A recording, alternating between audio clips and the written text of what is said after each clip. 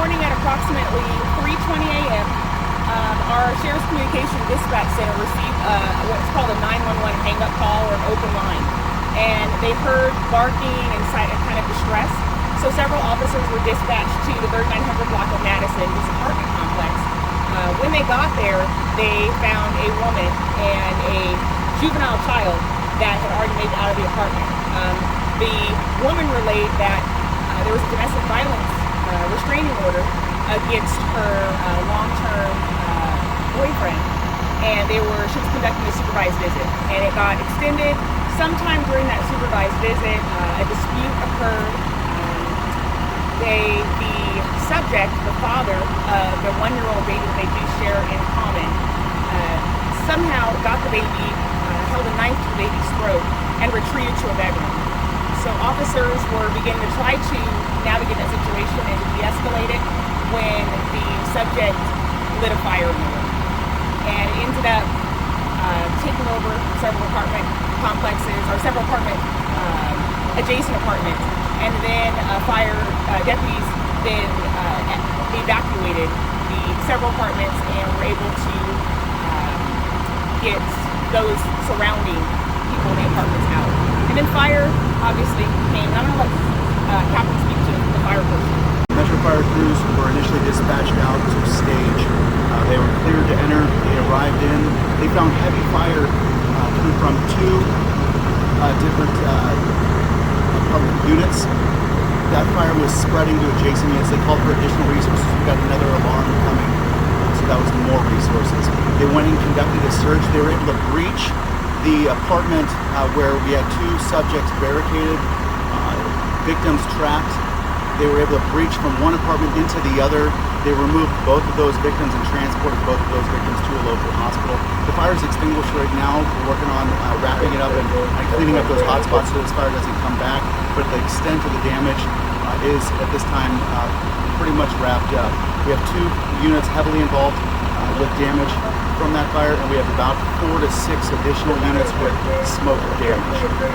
They were both transported, like I said, to a local hospital. Right now, we have good news. It looks like they are going to be okay. And so right now they are being treated, and as I get further updates in terms of their condition, we'll let you know, but right now they both are alive. So there is going to be probably this dual thing going on in terms of, we definitely have the criminal piece of it in terms of the domestic, that we have the restraining order piece of this, and then of course the criminal acts, we have hostages involved in those different things.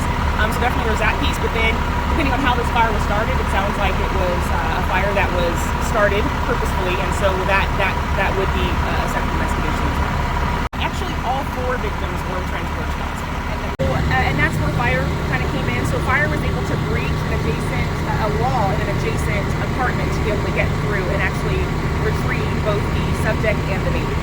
About 1 minute. Okay. And the woman also, there was the woman who... she transported too because she had some, superficial injuries to make sure, and of course she wanted to do the baby. We arrived, we had a very complex issue of how are we going to reach these folks that are heavy site. So yes, it is not outside our realm to breach walls. That's something we're trained to do. If there's a life inside that we can save, we will absolutely breach walls and move mountains to find that life. There's obviously a lot of chaos when you arrive. You had people outside screaming, and there's just a lot of it. Obviously fire, a significant amount of fire from the first 2 occupancies. They were able to go to it's a very smart move to go to the adjacent unit, and not only are they able to see kind of the layout of the apartment right next to it, it kind of gives them a better picture. There's less smoke than if they were to go in, and it's a good thing they actually went through that adjacent apartment because they would not have been able to reach those 2 victims that they gone into the apartment because there were some dressers and some things they were barricaded in. So the fact that they went into the other unit, broke through the wall, took out a couple studs, and removed 2 of those victims was the right move. Now we would have to pay dollars. That's pretty risky. It's risky not only that, but we don't know the condition of that person that was obviously initially a threat. So we didn't know if there was still potential weapon or anything else inside there too. So we risk a lot to save a lot, and we did that today. The victims were they weren't responsible. So the threat was was neutralized. We had a juvenile child they also shared in common that was on scene, and they were able, it looks like that is the person that initially moved on. Had law enforcement not done what they did today, we would not have had the outcome that we had. So I just wanted to say thank you to our law enforcement for the assistance that we responded very quickly to this incident. That is correct. We evacuated the adjacent apartments. There's probably approximately 24 in the actual building, and so we evacuated all of the surrounding ones. And obviously, just to give you a clearer picture, you've got someone in there.